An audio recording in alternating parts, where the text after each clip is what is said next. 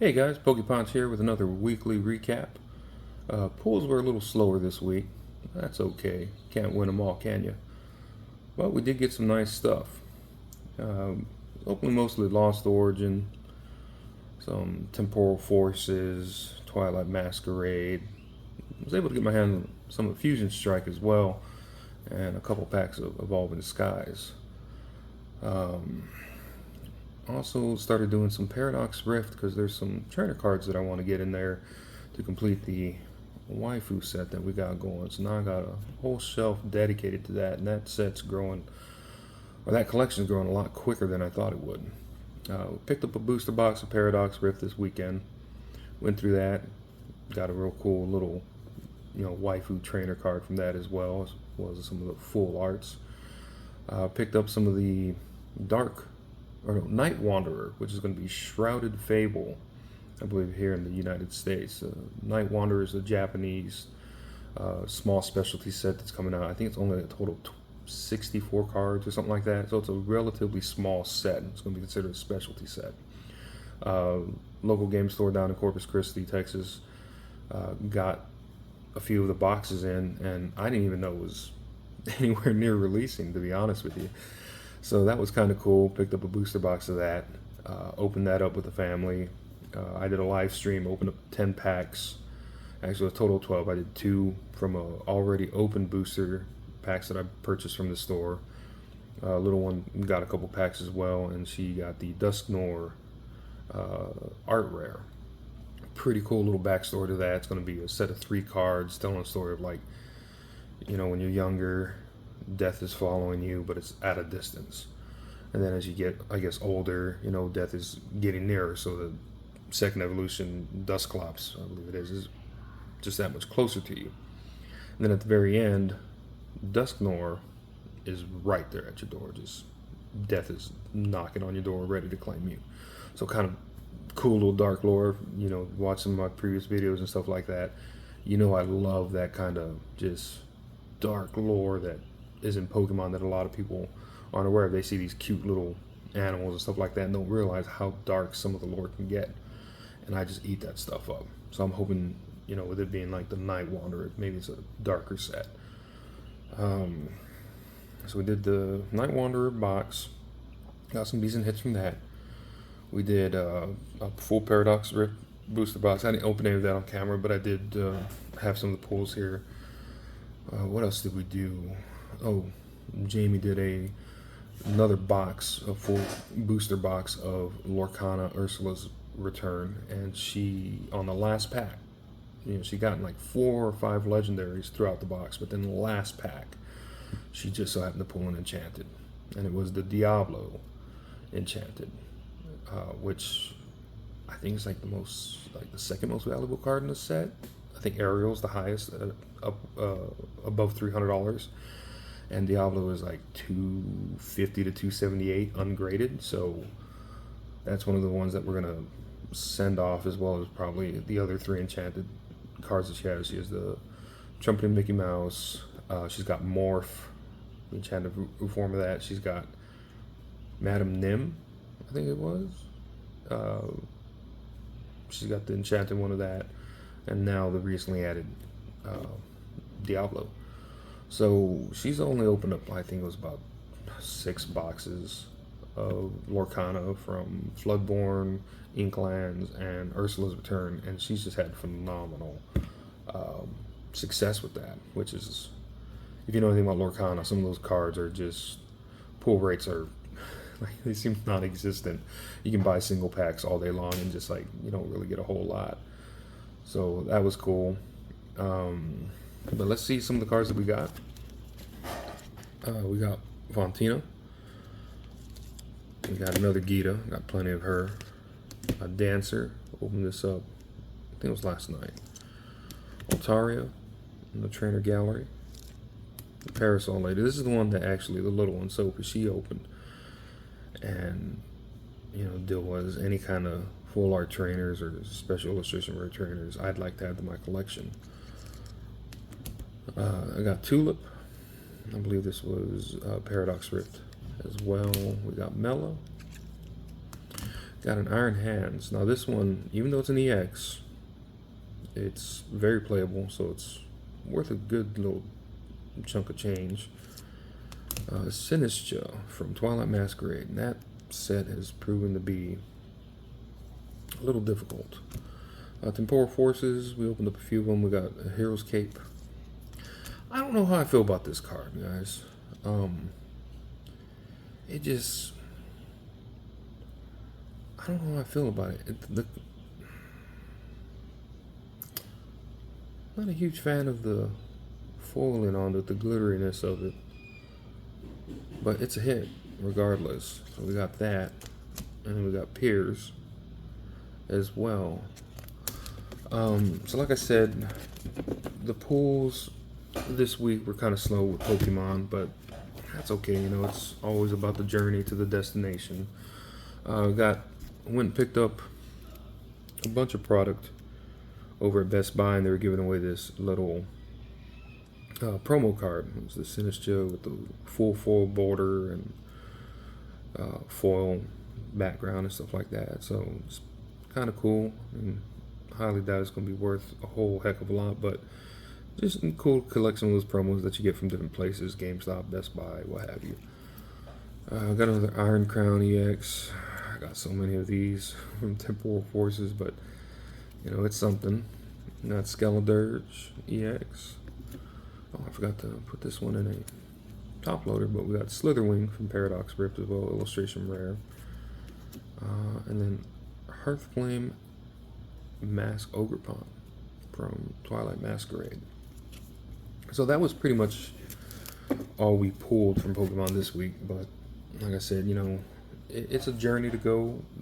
You find cards to chase. Like I really wasn't chasing Paradox Rift to begin with, but then saw some of the trainer cards. Like I want Professor Seda's, I think it's Research. She's got a little Palmy with her and a Smoliv, and it's just a pretty cool looking little trainer card that I want. So I'd love to add that up, you know, back here. When we were there at Tronics and Corpus, you know, I'd been looking for a Miriam.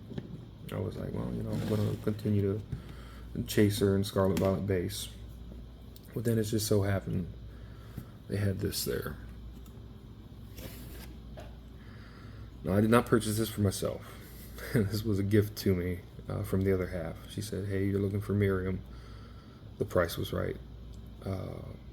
For especially it being graded. This came out cheaper than if I would have finally broke down and bought the card raw and sent it off and paid the fee to get it graded. This was cheaper.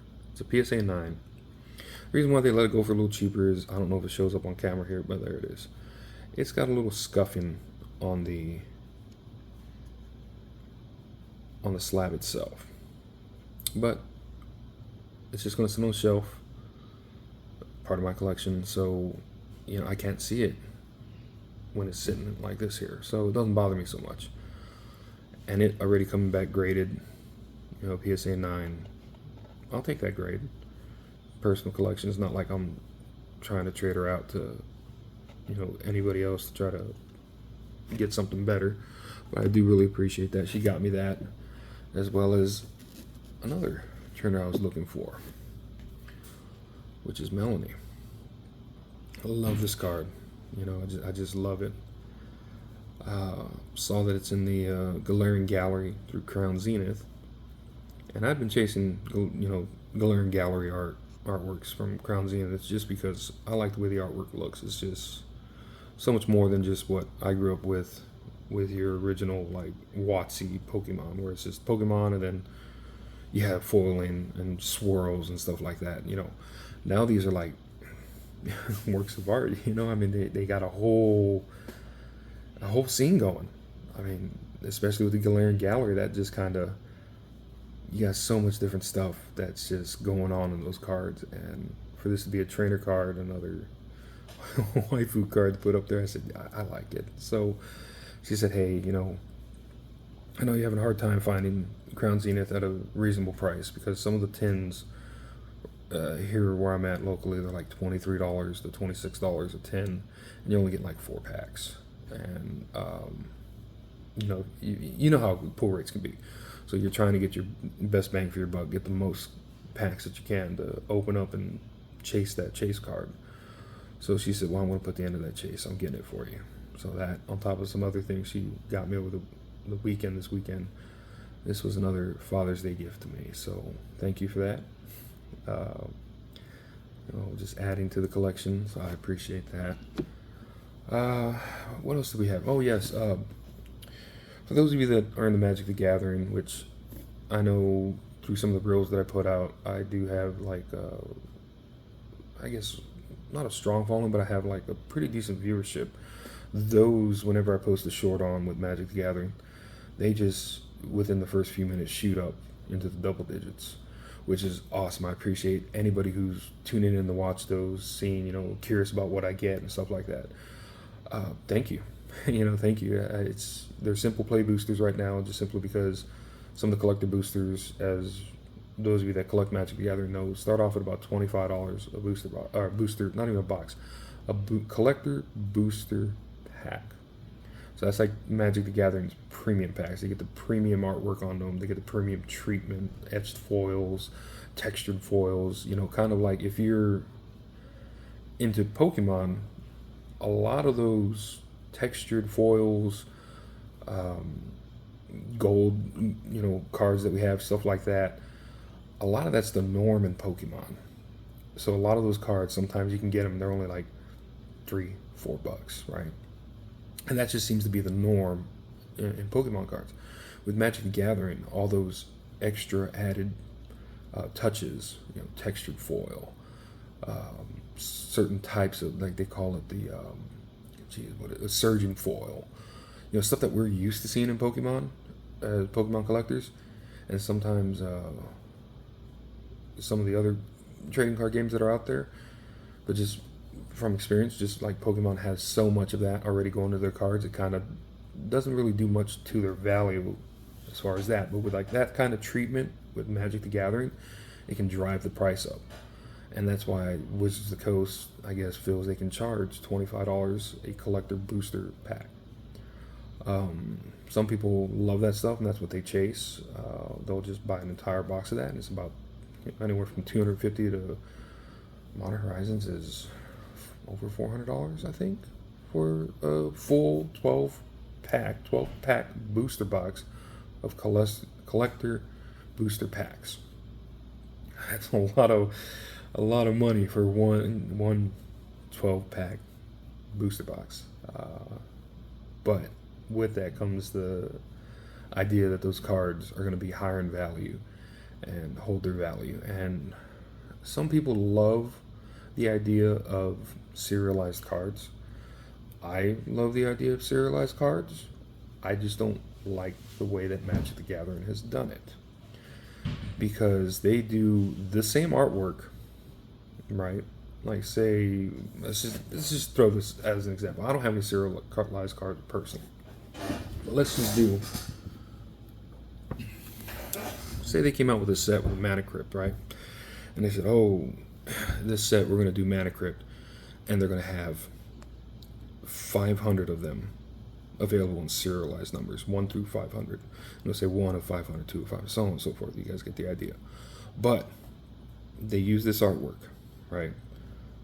5 of them have a serialized little number on it, but then they also include the same artwork that's not serialized. So in my mind, that doesn't make it a unique card. Now, if they did a unique artwork, like say they did this Mana Crypt in a complete different artwork, and there was only 500 available of that artwork, that would drive up the price, and that would drive up the want to get that card. But when you're telling me it's the same thing, the only thing that's different is like the retro bordering is like rainbow foil, it's like, that's just not enough for me personally to make it unique enough to have a set number of them out in the wild. That's what those collector boosters have been starting to do quite a bit of recently. I haven't seen any from Modern Horizon 3 yet, but there's supposed to be some. I don't know the like batch number of how many they're going to have, but that seems to drive up the purchasing of collector boosters for the collector market. Modern Horizon 3 was a pre-release this weekend.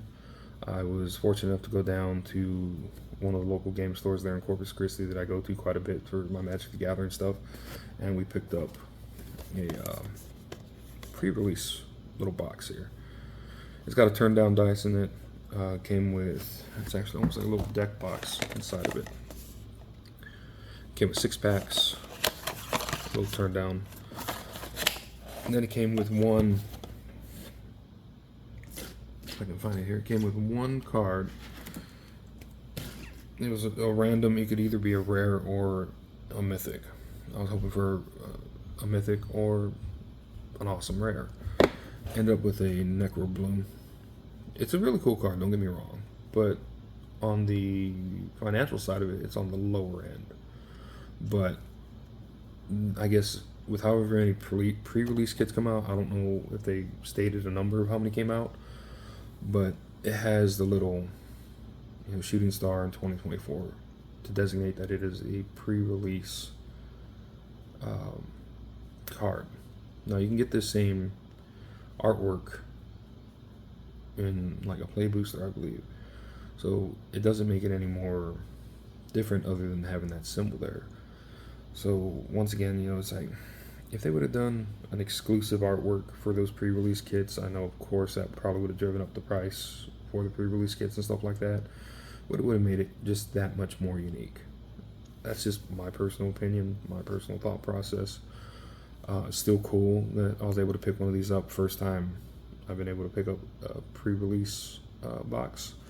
We got 6 booster boxes in that, and we opened it up, and those cards in Modern Horizon 3 are creepy. The dark artwork in them. It's a dark looking set, I'll tell you that. If you're into that kind of stuff, almost like if you grew up watching Hellraiser, or what else is there? Yeah, I guess that'd be my bet, like with the Cenobites and stuff like that. That was just like nightmare fuel. Straight nightmare fuel. It's cool. I liked it. It's just that it's not going to be a cheap product. Regular booster game, what do they call them now? Play boosters. Because we used to have draft boosters, set boosters, and collector booster packs. And draft boosters were like the cheapest you could get, and they had the most basic artwork that you could get in them. So that way, people that were planning on playing, it was financially better off for you because it was a game piece. You would play it.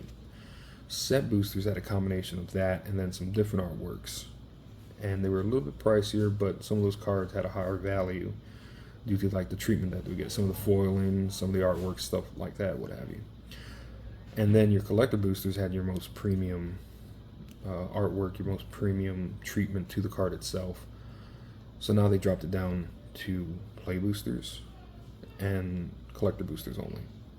So your play boosters, they sell them as the best of both draft and set.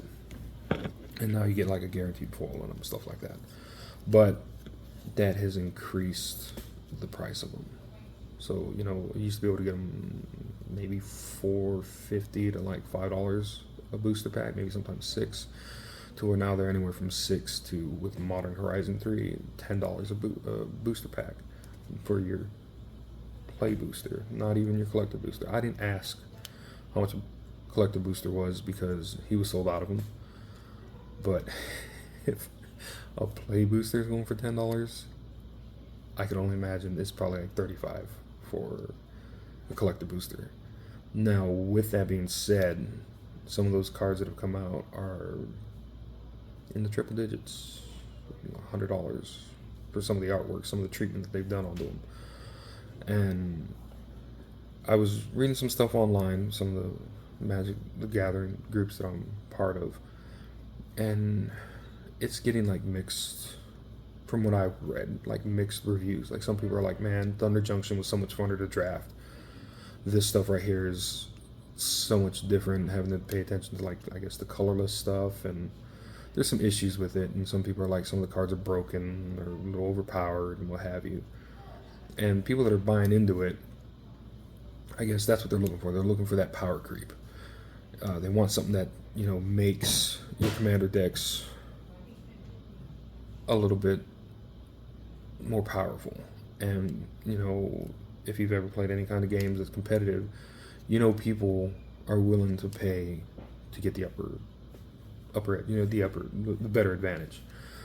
So I don't know if Wizards of the Coast feels like by doing that, hey, we're gonna give you some more powerful cards and stuff like that, that they feel they could charge a little bit more, or if, there's a lot of stuff going around with some of the art that has been stolen. Apparently, like almost like not AI generated, but an artist has taken portions of somebody else's artwork and like put it together. And they were saying there was going to be some lawsuits going on towards Wizards of the Coast and what have you. And maybe Wizards is trying to get in front of it, get money that they know they're going to have to pay out in lawsuits should that happen. I don't know. I mean, this is all stuff from I watched on YouTube videos and stuff like that.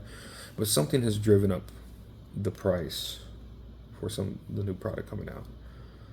And whether or not we like that, I mean, it's really up to the consumer to decide whether or not they want to pay that. But everybody would always say, buy singles, buy singles, buy singles. But if nobody's ripping the packs open, how are you going to buy singles? If people that are like me, where I'm chasing a certain card and everything else that comes in that pack is just like, I don't want it, I don't fodder it, trade it into a local game store, or sell it to somebody, how are those going to come onto the market? I mean, if a local game store is going to sit there and have to open up their own product to put singles on sale, I don't think that's like a financially viable for them. You're going to take some on a loss, but then that also drives up the price of singles. So those of you that have seen Karlov Manor, we always call it Markov Manor, I don't know why. But if any of you have seen how Karlov Manor, performed, especially with their play boosters and stuff like that, some of the singles went up there a little bit higher than probably what they should have, simply because I guess people weren't ripping as many packs open. And normally when you got a lot of those being opened and a lot of it available on the market, that's going to drive the price down. Obviously, supply, demand, it's just the way economics works, right? But with Modern Horizons 3 and everybody buying it seems like, and everybody just willing to pay those prices, I don't know how those cards are going to hold up on the market. Like I said, some of them pre-release already in the triple digits. Some very playable cards in there. I personally don't play anymore, so I'm going after stuff, chasing, just had the collection. Like, I was chasing the Mana Crypt and Ixalan, Lost Caverns of Ixalan. So I got so much stuff. I got so many Roaming Thrones, so many Chamil, the Inner Sun, just all these cards that people want to play with, $20, $30 cards. I didn't need them. I would just trade them in to fuel the addiction of getting more packs, chasing after a Mana Crypt and after the Jurassic World cards as well. So, one of the guys there at the local game store, he always gives me really good trade in value because he knows, like I tell him, this is what I do. I open up packs, I chase a certain card, whatever I don't feel I want, I just trade in. So he's always giving me good deals for the stuff that I trade into him, because he turns around and sells them to he's got a huge player base there, and they're constantly looking for singles to purchase. So we'll see how Modern Horizon 3 goes, simply because the prices are up there. I'm probably not going to be able to, I don't want to chase it as much due to the higher prices. I mean, for $10 a play booster, I can probably get 2 packs of Outlaws of Thunder Junction. Sometimes some of the stuff at my local Walgreens goes on sale down to like $3.50 a pack. So I can get like Karlov Manor sometimes for $3.50, and some of those Land cards are, $8 to $11. It's just trade-in value for me. That's how I see it personally. Since like I said, I don't play anymore. Just chasing the card that I want, and then just financially flipping some of that stuff. Modern Horizons 3 is just going to be, I think, a financially devastating set to chase things in. So that'd be one that I'd say buy singles. But then again, singles are going to be pricey singles, I think. But with that being said, we did get a Wooded Foothills. I got a Pearl Medallion. I was referring to it as the Wish.com Pearl Medallion. I wanted the one that's like the little choker that this female character's wearing. It's just a gorgeous piece of artwork. I think all the medallions in the full art, just gorgeous cards. So that's what I would be chasing in that. Like I said, I'm not too sure if I'm going to, simply because financially, some of that stuff is just, the product itself is just out there. And not to mention, we're in pre-release, so the only way that you can obtain the product right now is through a local game store who has probably received their allotted pre-release amount. So once they're out, like this weekend, those stores are probably going to be out until release, unless they can continue to get more of the product in. But that's not going to, I don't think that's going to drop the price either way once it does fully release. So went and picked up some more Thunder Junction. Chasing a Lotus Ring, the most basic one. Got a World Walker Helm, Generous Plunderer, Gitrog, Ravenous Ride, Outcast the Trailblazer, Slickshot Show Off. Oh, this one's actually from Modern Horizon 3. We wanted this card, and it's just pretty. The other half wanted one, so she got one. No Elemental Blast, Modern Horizon 3. It's supposed to be a playable card, I believe. Flare of Fortitude, Modern Horizons 3, Flare of Malice, same thing. Capita Cavalier, Ral, Monsoon Mage, same thing. But then I've had some decent luck this week with Thunder Junction. Got the Bristly Bill. This was actually a double hitter pack. Got a Mind Break Trap. This is my second one, so I'll probably be getting rid of one of these to get some other stuff. And this one, if you watch the reel or the short that I uploaded, this is Sword of Wealth and Power actually came with Bristly Bill in the same pack. And that was a $5 pack and $22 and like 17, almost 18, so almost $40 from a $5 pack. I call that a win. So this week we'll probably just be doing some Pokemon stuff again this week. Astral Radiance, Temporal Forces, Lost Origin, Fusion Strike, maybe some more. Why can't I remember? It's always hurting my heart. Evolving Skies, Evolving Cries. There you go.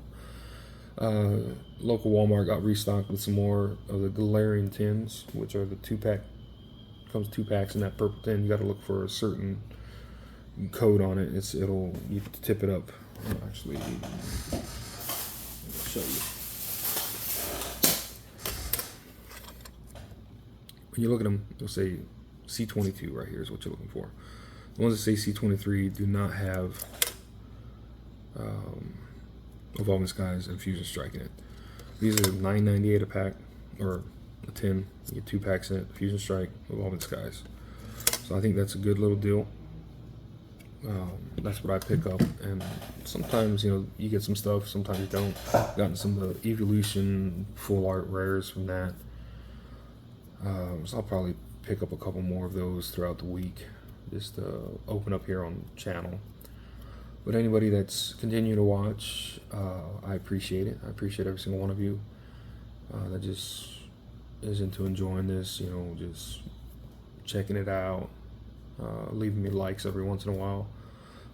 Like I continue to say, I don't plan on this blowing up to be anything big. I'm not trying to make money off of this. I'm really not. This is all just fun, the experience. Just bringing you along the journey. Like I said, I'm trying to do the everyday man's kind of view on this. Going to the local area, like local shops that are around me: Walmart, Walgreens, Target, Best Buy.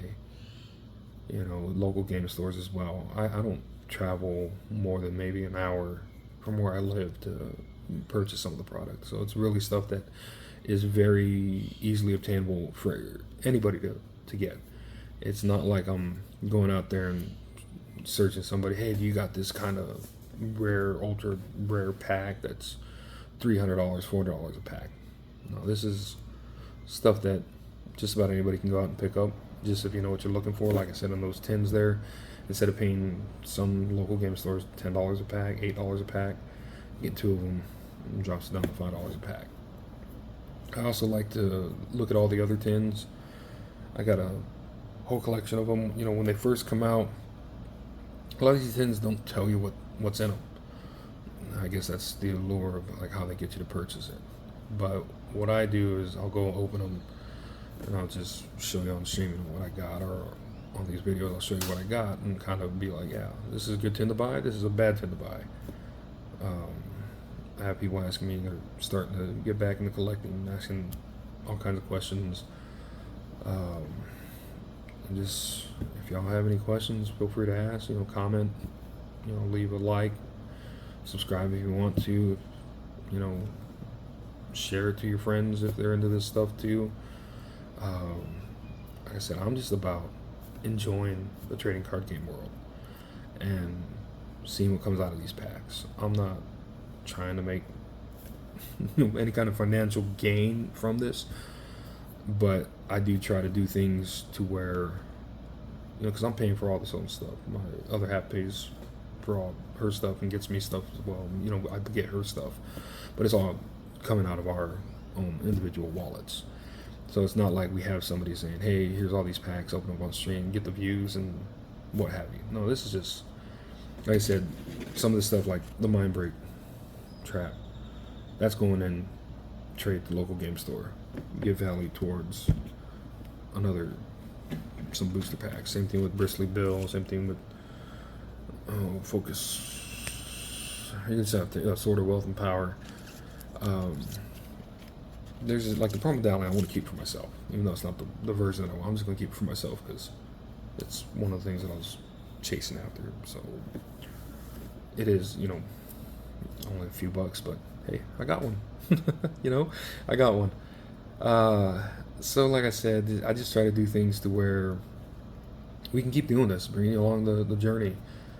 Going to be doing some grading, hopefully in the near future. Some of the larger card shows here in Texas, they're going to have PSA is going to be there. So I'd like to drop them off to them personally and then go from there. They can package it back up to me, ship it. I mean, they do that obviously as a business, so they probably know the best ways to handle it. I've never submitted anything for grading, so I don't want to mess it up. So that's why I haven't sent anything out for grading yet. I want to meet with them in person. Maybe they can give me some tips, like, hey, this is the best way to do it, or maybe the 100% safest way is to bring it to us in person, then we ship it back to you or what have you. But we'll be doing that because I want to get all these trainer cards that are special illustration rares and stuff like that graded just for my personal collection. We got like the Magikarp as well. We'd love to see. I'm just curious as to what it will grade, because supposedly it's very hard to get it in a PSA 10 or even I think a CGC 10. But I think it'd just be cool to just what are we gonna get? It'd be awesome. Then I'd like to learn a little bit more of the nuances of grading as well, so I could like look at a card and be like, yeah, this one's worth sending off to get graded. No, this one's not worth sending off to get graded. And then as I do that, be able to pass that knowledge on to you guys as well. Because ultimately, like I said, it's all a journey, and the destination, the journey to the destination is the fun part for me. We finally get there, like awesome. You climb that mountain, you get to the top, and then you look over the horizon, you see something even taller. Like, oh, let's go do that one. Let's use what we learned in the past to help us out to get to that higher peak. I'm one of those people that I like to learn something new every day, because I feel that if you're not doing that, you're not living to like your full potential. even if it's something about that most people wouldn't care about, or something that just seems, just trivial. Every day I try to learn something new. I try to be better than I was the day before, whether it's a skill that I pick up, or whether it's some kind of piece of knowledge that I pick up. And maybe it's some stuff that all of a sudden it comes into play. Like I helped somebody out with something because they were unsure of how to do it, or just didn't have the knowledge of it, and for some reason I learned about it, and now I'm helping them. I think that's what everybody should strive for, is always, or try, not always, but just try to be better than you were the day before. Learn something new, use it to your advantage, or not to your advantage, but use it to help you out and to progress. And with the trading card game world, that's what I'm trying to do as well. I'm just like learning this stuff, soaking it up, make it a little easier for y'all. If you have a question, hey, maybe I can just answer it right then and there without having to research it, or you have to research it because I already have. And you can take my word for it, or you can actually go check it out. It's like, well, maybe this guy doesn't know, or what have you. But I just try to soak up everything like a sponge. And like I said, I'm just trying to have fun with this too. I hope you guys are. I know it's an addiction. It really is. But you could have worse addictions. And I hope nobody's ever in that point where they're in that kind of situation. I hope you guys can always have a good, fulfilling life and enjoy everything that you have. And that's why I always try to end. I always end it with, enjoy everything you have. Y'all have a good one. Stuff like that. Because the community for Pokemon's, if y'all have gone to some of the places, some of the stores, stuff like that, the Pokemon community is pretty cool. I mean, there are always going to be those bad apples. Like, I hate it when I go into a shop, not a shop, but like Walmart or Target, and then I find open boxes, or open packs, open tins. God, it drives me crazy. It's like, I'm over here, doing it legitimately, and my collection's all stuff that I've invested into. And then to just have these people go in there and just destroy product,